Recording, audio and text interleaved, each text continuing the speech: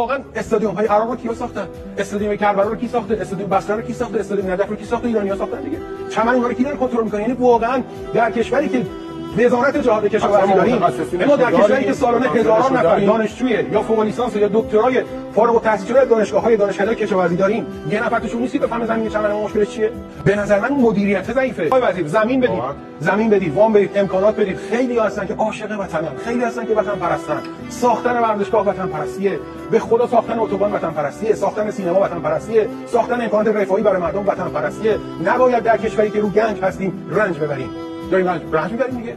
چرا ورزشگاه نداریم؟ داریم رنج می‌بریم. چرا اتوبان نداریم؟ داریم رنج می‌بریم. چرا امکانات رفاهی نداریم؟ داریم رنج می‌بریم دیگه. این همه سرمایه، این همه پول، این همه خود آقای وزیر من نمیگن که ما هرگز مشکل پول نداریم. کی برآورد کنیم که چقدر بودجهش میشه؟ من میگم آقای وزیر بهتون بودجه ساختن یک ورزشگاه لوکس حدود 500 میلیون پونده. 1 میلیارد پونده. آقا همین الان واریس همین الان برید تو دولت تصویب کنید 1 میلیارد پوند بدید به استقلال، 1 میلیارد پوند بدید به پرسپولیس.